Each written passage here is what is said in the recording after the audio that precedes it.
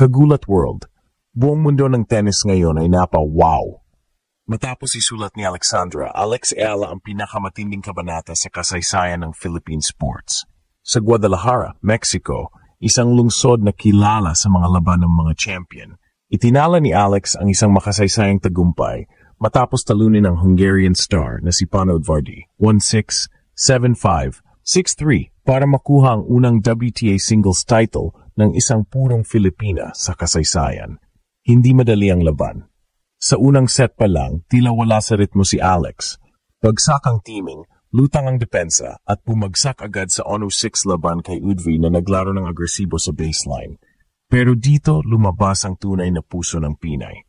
Sa ikalawang set, bumalik ang focus ni Ayala, pinatibay ang serve, pinawasan ang unforced errors at ginamit ang bilis sa korte para pigilan ang momentum ng kalaban. Sa score na 7-5, napasigaw siya ng come on. Senyales na nabuhay na ulit ang apoy sa loob niya. Pagpasok ng third set, ibang Alex Ayala na ang nakita ng mundo. Umangat ang confidence, mas taktikal ang galaw, at bawat rally ay puno ng disiplina at tapang. Naka-breakpoint siya ng crucial at tuluyang sinarado ang laban sa 6-3 para tapusin ang halos 2 oras na bakbakan.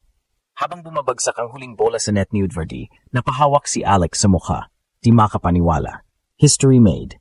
Sa tagumpay na ito, opisyal nang pumasok si Ayala sa listahan ng mga WTA champions, isang antas na hindi pa nararating ng kahit sinong Pinay tennis player. Mula sa mga clay courts ng Spain hanggang sa hard courts ng Mexico, pinatunayan niyang kaya ng isang batang Pilipina na sumabay sa pinakamagagaling sa mundo. Ang panalong ito sa WTA 125 Guadalajara ay hindi lang trophy. Ito'y simbolo ng pag-asa, sakripisyo at panibagong yugto ng Philippine tennis. Asahan ngayon ang malaking pag-angat sa ranking ni Alex, pati na rin ang mas mataas na kumpiyansa sa pagharap sa mga WTA 250 at Grand Slam main draws. At habang umaalingaw-ngaw ang laban Alex sa buong bansa, isang tanong ang iniwan ng 20 anyos na Pinay sa mundo. Kung kaya niyang magtagumpay dito, gaano pa kalayo ang kaya niyang mariting? History rewritten. The world just met Alexandra Ayala, the first Filipina WTA champion. Guadalajara, Mexico, isang gabi ng himala para sa Philippine tennis. Sa harap ng libu-libong fans at mainit na crowd, kinulat ni Alex Ayala ang buong mundo nang talunin niya ang Hungarian standout na si Pana Udvardy sa iskor na 1-6, 7-5, 6-3 upang masungkit ang WTA 125 Guadalajara Championship, ang unang WTA singles title ng isang purong Filipina sa buong kasaysayan ng sport. Sa unang set, tila masyadong mabilis ang laban para kay Ayala.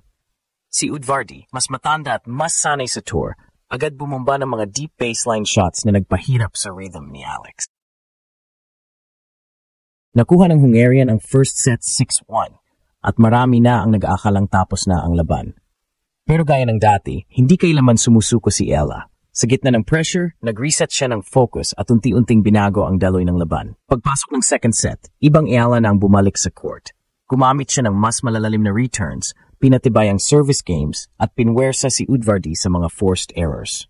Dito nagsimula ang momentum shift. Sa iskor na 5-all, nagpakita ng championship poise si Alex, kalmado, matatag at puno ng determinasyon. Nang ma-break niya ang serve ni Udvardy at tuluyang isinara ang set sa 7-5, sumabog sa sigawan ng crowd. Dito na nagsimula ang magic. Sa third set, naglaho ang kaba at pumalit ang confidence. Ang bawat palo ni Ayala ay may kasamang apoy. Bawat sigaw ng come on ay parang alon ng pagbangon ng isang bansa. Si Udvardy, na dating agresibo, ay unti-unting naubusan ng sagot sa tactical na galaw ni Alex. Sa dulo, isang solidong forehand winner ang nagbigay sa kanya ng 6-3 victory at kasabay nito ang kasaysayan. Habang tumutulo ang luha sa kanyang mata, tanging isang bagay lang ang malinaw. Ang unang Pinay WTA champion ay dumating na. At ang buong mundo ng tennis, mula Europe hanggang Asia, ay napatingin muli sa Pilipinas.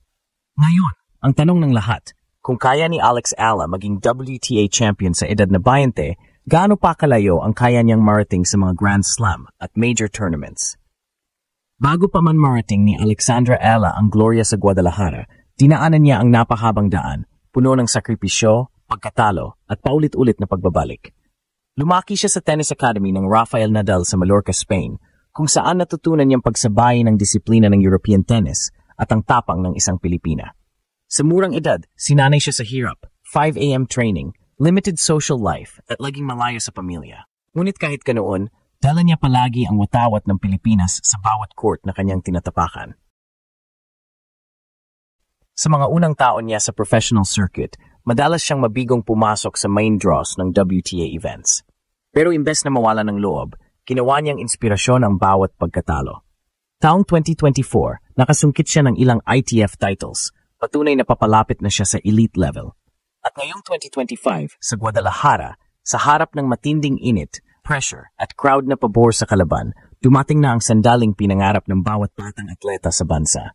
Ang pagkapanalo ni Alex ay higit pa sa personal achievement. Ito ay simbolo ng pagbango ng Philippine tennis, isang sport na madalas nakatago sa anino ng basketball. Sa panahong kailangan ng bansa ng inspirasyon, binigyan niya tayo ng dahilan para maniwala ulit. Maraming kabataang Pilipino ngayon ang nagsisimulang humawak ng raketa, hindi dahil sa uso, kundi dahil nakita nila na posible pala. Maging ang mga foreign press ay napahanga. Fearless and composed ayon sa WTA Match Report. Tinawag pa siya ng ilang analysts bilang Asia's next tennis torchbearer. Hindi lang dahil sa kanyang laro, kundi dahil sa kanyang maturity at poise sa murang edad. Ang kanyang movement, shot selection, at fighting spirit ay nagpatunay na hindi na siya up and coming. She has arrived. Matapos ang championship point, niyakap ni Alex ang kanyang coach, sabay taas ng kamay habang tumutugtog ang bayan ko sa background ng stadium. Simbolikong sandali iyon, isang Pinay, sa gitna ng Mexico, itinataas ang pangalan ng Pilipinas sa mapa ng world tennis. Ngayon, habang papasok siya sa top 100 ng world rankings, isang bagong kabanata ang binubuksan.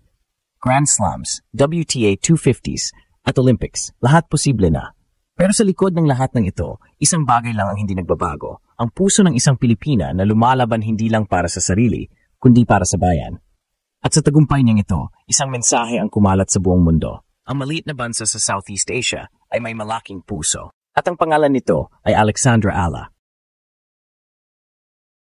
Pagkatapos ng lahat ng laban, pawis at luha, nakatayo na ngayon si Alexandra Ala bilang simbolo ng bagong era sa Philippine sports. Hindi lang ito panalo sa scoreboard, ito ay tagumpay ng paniniwala, disiplina at pangarap. Mula sa batang nanonood sa TV hanggang sa babaeng nagtatayo ng bandera ng Pilipinas sa entablado ng WTA, ito ang tunay na Pinay Power. Ngayon, habang papasok siya sa mas malalaking tournaments, dala niya ang momentum ng Guadalajara. Mas mataas na rango, mas matitinding kalaban, pero mas matatag na puso. Hindi na siya dark horse. Siya na ang magiging target ng mga susunod na stars, at iyon mismo ang gusto niya. Para sa mga kabataang Pilipina, ito ang mensahe ni Alex. Walang imposible kung may puso. Sa bawat palo ng raketa niya, ramdam mo ang sigaw ng isang bansang muling naniniwala sa sarili. At kung ito pa lang ang simula, isa lang ang tanong ng mundo ngayon. Handa na ba tayo sa pagangat ng unang tunay na Pinay tennis legend?